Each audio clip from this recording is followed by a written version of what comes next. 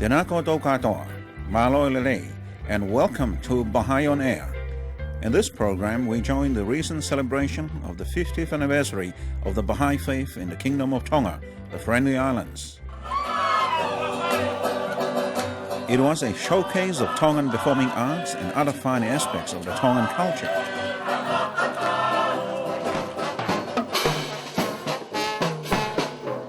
An opportunity to visit the royal palace of the only remaining kingdom in the Pacific,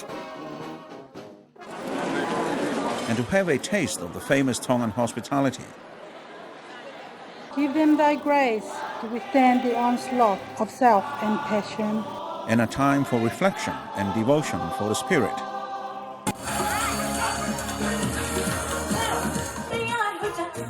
It was a reunion of diverse cultures from all over the world. Enjoy.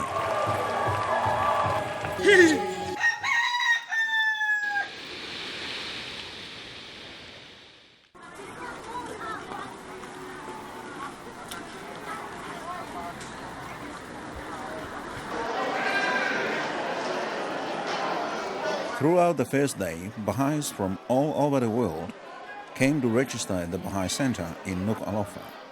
The city of Nuku'alofa, or the Island of Love, is the Tongan capital. They came from several Pacific Island countries, Australia, America, and of course New Zealand, and from as far away places as Israel, where the world center of the Baha'i faith is located in the northern city of Haifa. From different cultures and nationalities, members of the youngest world religion came together in love and unity, a testimony to the oneness of humanity, a basic tenet of the Baha'i faith. And for many, it was a reunion of friends and families. The preparation that took place for the 50th anniversary, I'd say, was humongous. It was just, there was so much to do and so much preparation to be done, and with a lot of panicking from the members.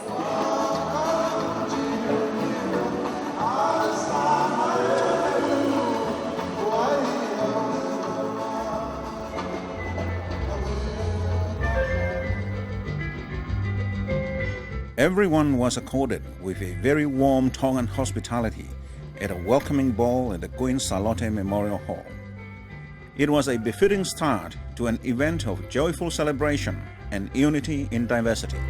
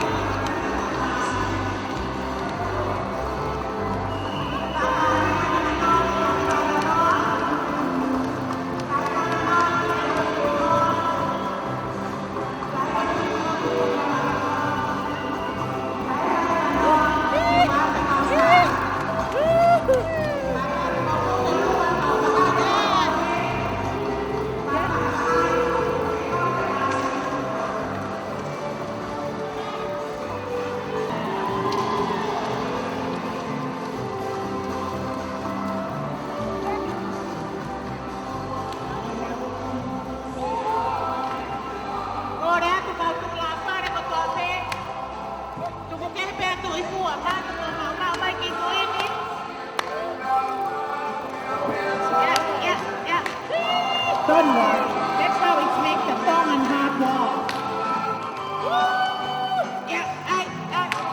Tongan cultural performances were special treats for visitors and hundreds of others who attended.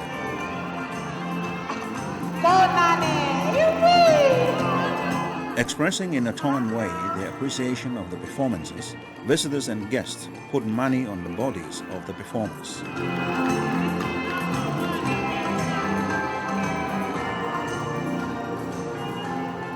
It's been a wonderful experience here, and we're very happy to be back in Tonga after 30 years.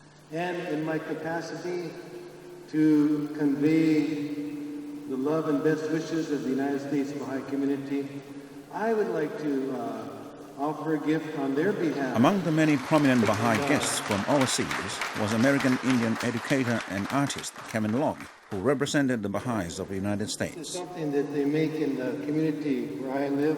It's a star quilt, and it's supposed to represent the morning star. I know that the stars have ever guided the Tongan people to their destiny here in the heart of the Pacific Ocean. And I know that those stars have ever shined down, given us light, and especially the morning star. In the darkest hour before the dawn, this is a time when God will deliver us from that darkness and give us the promise of all that darkness that will soon turn into light and beauty. This is a song about the morning star, and it praises the beauty of the morning star and the promise that this world will be filled with light and beauty. And we know, of course, that's the light that comes from our own hearts when we can reflect these heavenly attributes.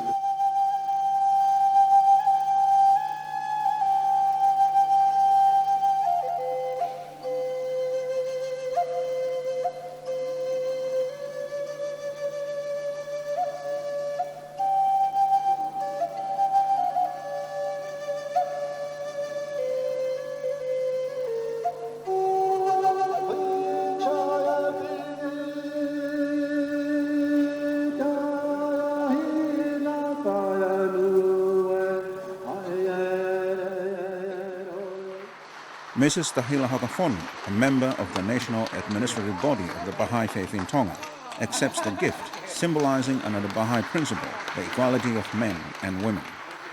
Hi, I'm Juliet Lavaki. I'm from Australia, and I've come here to Tonga to celebrate the 50th anniversary of the faith in Tonga. And hello to everybody on Baha'i on Air.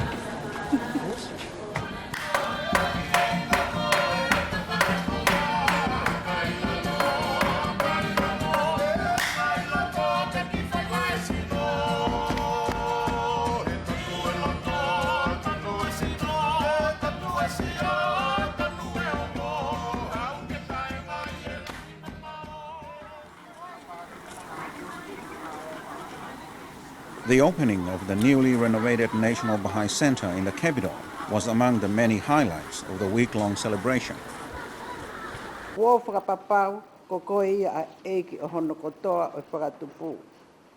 Following devotions and readings from the Baha'i holy writings, Tongan Baha'is who made faraway places like America their home happily shared fond memories. Let me go back to my brief spiritual history as a Baha'i. In 1962, my teacher, Viriami Niuteka Kailahi, thanks to his loving patience and sacrifice, shared with me the teachings of Baha'u'llah, and then I came under his banner. And, according to the Britannica Encyclopedia, the Baha'i faith is one of the most geographically widespread religions, second only to Christianity. As to the progress and the development of the faith and our proclamation work and efforts in our city of Seattle, it is with the using the media in the form of broadcasting, and we have a regular radio program. Baha'is who decided to remain in Tonga amidst the big Tongan migration to overseas countries of the last 40 years also told their stories with tears of joy and gratitude. The hardship, the suffering that they have gone through, especially him and his fellow workers, his cousin, Tevita Heimori. They started the faith in Mavau, established the LSAs. Then Tevita ran away to USA.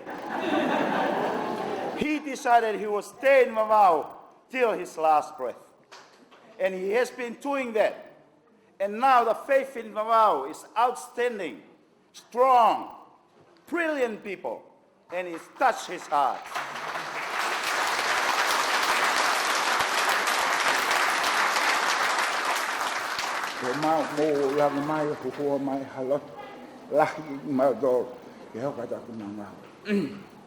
At the back there, his tears has been running free when he has heard very emotional stories of experience of the Baha'is in Tonga, of how they've worked dedicatedly for this faith. There is no professional clergy in the Baha'i faith. its administrative councils at the local, national and global levels are democratically elected, and everyone serves in whatever capacity they can. In order to encourage us, the Bahá'ís here in Tonga, to carry them forth. He would like to extend his gratitude and thanks to all the people that have participated in this program to bring out the joy and also the warmth and the spiritual feelings that we have now encountered. Ko kovia pito. So I'll speak in English instead, if you don't mind. We have to remind ourselves that we stand on the shoulders of giants. Baha'u'llah came for the poor, the lowly, and the dispossessed. And I remember when we first came to Tonga, the Bahá'ís were regarded as poor, lowly, and really not worth giving your time to. But these giants held firm. And you see today their children and their grandchildren holding the banner of Baha'u'llah in the Friendly Islands. Those who came to serve embrace the Tongan culture, and some speak the language.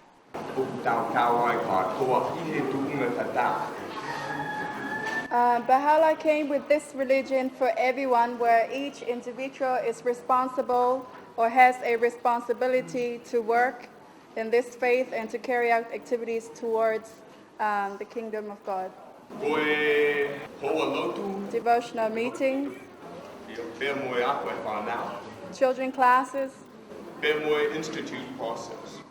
study circle. I'm sure the New Zealand friends will take inspirational memories back to New Zealand of a Baha'i community renowned for its passion, steadfastness, obedience and dedication, mixed with good humour, warmth and hospitality second to none, and uplifting singing. New Zealand Māori have a tradition of when someone gives a speech, then there's a waiata or a song afterwards. So I'd just like to invite New Zealand friends to come and join me with E Te Atua.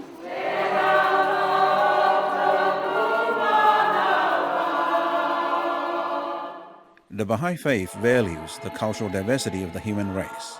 Like the flowers of one garden, the diversity of God's human garden has a beauty that is unequaled. Each culture makes unique contributions towards the enrichment, betterment, and the learning of our global society. And they come from different parts of the world to serve, even as far away as Persia or Iran as we know today, where the Baha'i faith began in 1844. We are contributing, although in a very, very small way, but still a necessary stroke of the brush toward completion of the perfect picture of unity of humankind.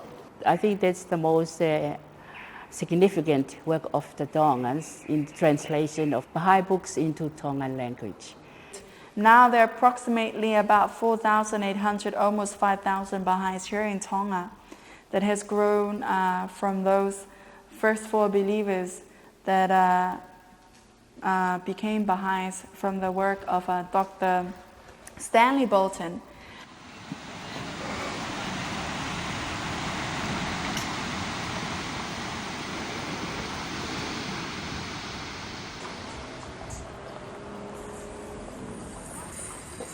The development of the Baha'i faith in Tonga is part of a growth pattern around the world. Arrived in Tonga, there was still only 12 national spiritual assemblies all around the world. Judge Heather Simpson of the District Court of New Zealand, one of the visiting Baha'i representatives, explained the growth of the Baha'i faith. And in 1963, which was when the beloved Universal House of Justice was first elected, there were 56 national spiritual assemblies. And 10 years later, in 1973, we have 113 national spiritual assemblies. And my most recent figures are 182 national spiritual assemblies all around the world. So we now have more national spiritual assemblies just in this continent than there were in the whole world when Dr. Bolton first arrived in Tonga. I am very proud of you all and I extend my love to all of you. Hi, I'm from the States, and I'm here in Tonga to celebrate the 50th anniversary.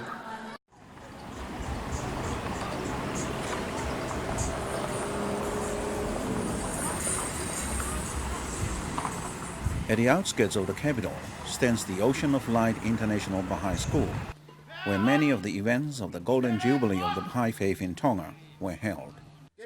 Here at the Ocean of Light School, overseas guests and visitors were accorded a traditional welcome of presentation of food and fine nets and tapa, as well as the Kava ceremony.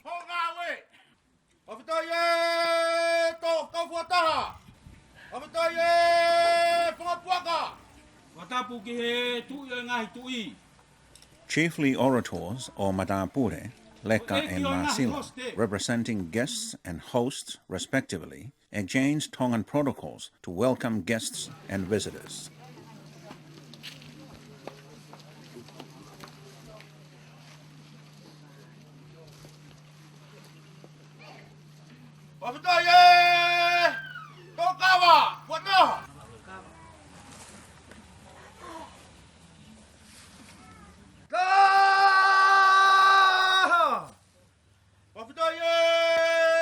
Representatives from overseas Baha'i communities were each presented a roasted pig, a kava plant, and fine maize, symbols of Tongan hospitality, love, and unity between hosts and visitors.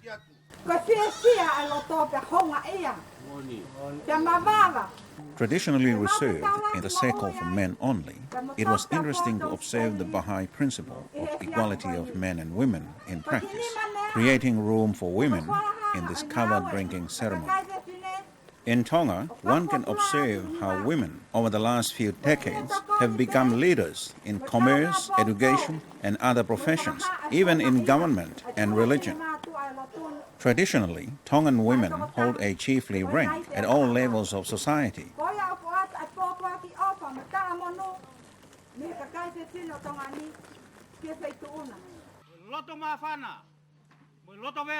At the Kava ceremony, women have their role in presenting their fine maize and other such treasures as gifts to visitors.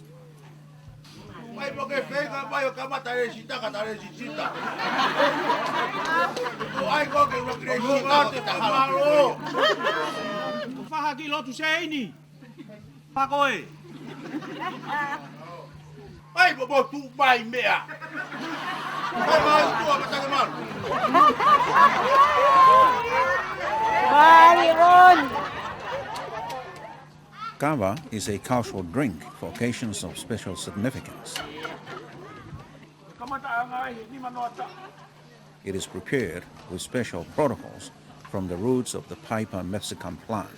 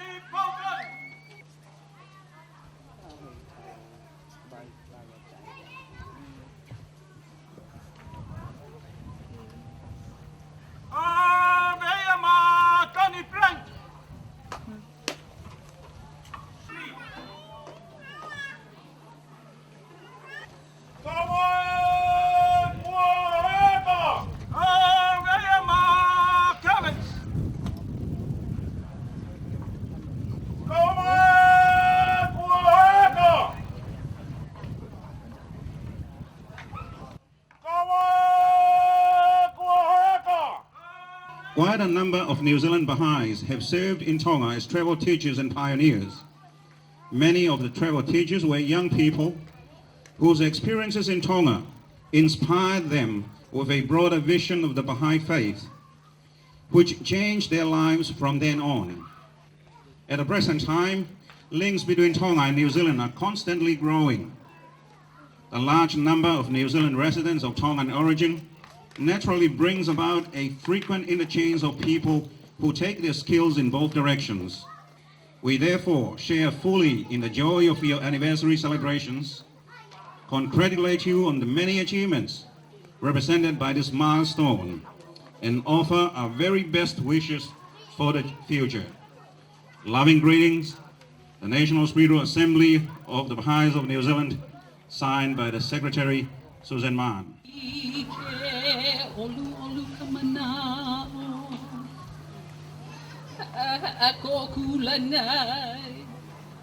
Representatives from Baha'i communities around the Pacific and other parts of the world conveyed messages of loving greetings and best wishes to the Tongan Baha'i community. Dear Baha'i friends, we extend our warmest aloha greetings from the islands of Hawaii. Our National Spiritual Assembly offers its prayers to you on the occasion of your 50th anniversary celebration. No doubt, the present generation of Baha'is on Tonga will continue to emulate the sacrificial efforts made by those early believers who brought the glad tidings of Baha'u'llah to your blessed islands of Tonga. May you experience great joy as you celebrate and reflect upon the first 50 years of the faith in your islands. With warmest Baha'i love, the National Spiritual Assembly of the Baha'is of the Islands of Hawaii.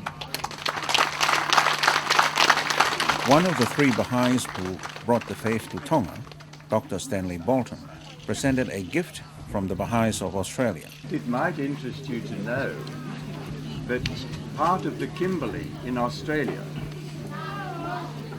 has not, except for the erosion of wind and rain, has not changed in its geography for 3.5 billion years. Firstly, we do convey to you the loving greetings of His Highness Susunga Manitua Tanumafili II. We also send greetings and salutations from the National Spiritual Assemblies of the Baha'is of Samoa and from all your brothers and sisters in Samoa and American Samoa. Samoa and Tonga have shared a long and close association, but never has this heritage has as much significance as the events we are now celebrating, the arrival half a century ago of Baha'u'llah's message in both our countries in the very same month. We are exceedingly happy that we share this significant moment in our history. From this vantage, we can look back and marvel at 50 years of endeavor, of self-sacrifice, and of love. We offer our prayers at the Mother Temple of the South Pacific, supplicating that we may not falter in our efforts to build on this foundation to create a heaven for those seeking unity and harmony. With loving Baha'i greetings, the National Spiritual Assemblies of the Baha'is of Samoa.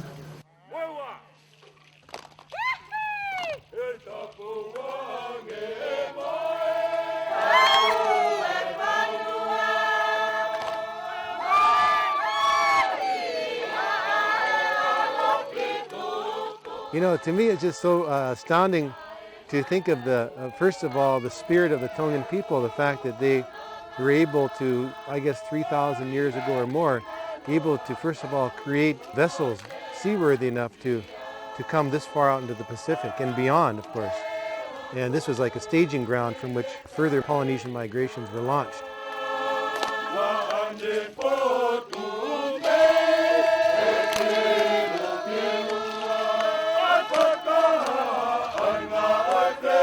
To me, it's just unimaginable to think of the spirit, the determination of the people.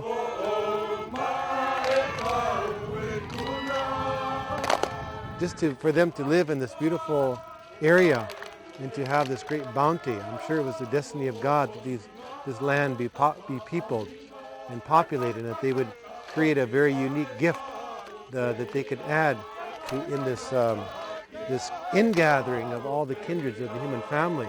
And as we come together, then we can see that we all have something valuable and valid to contribute towards this emerging global civilization.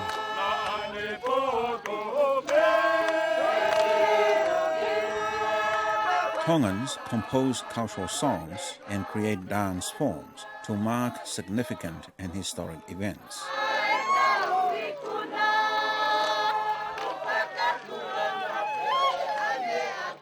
The aim is not only to celebrate, but it is also a traditional form of preserving history for future generations.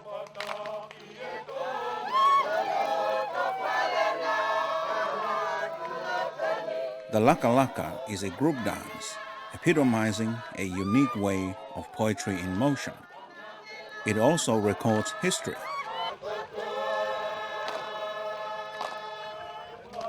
Months of preparation and rehearsal culminated in beautifully crafted words and artistic movements. They tell the story of the arrival of the Baha'i faith in Tonga, the only remaining kingdom in the Pacific.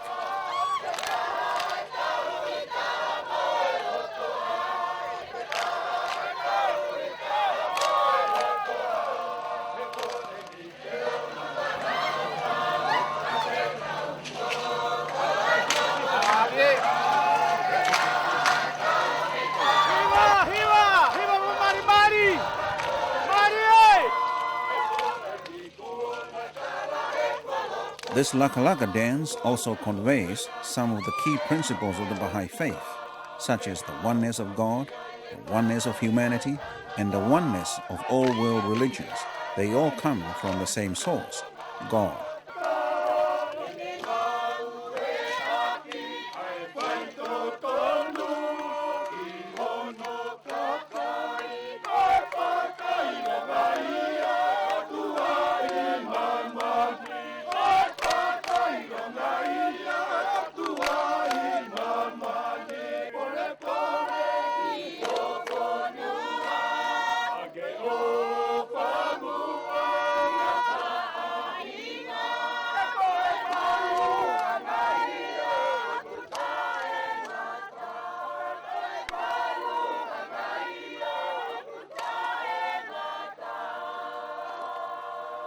We hope that you enjoy this program. Please join us next time for more of the highlights of the Golden Jubilee of the Baha'i faith in Tonga, the Friendly Islands. Ka kite ano, or as they say in Tongan, mo mea.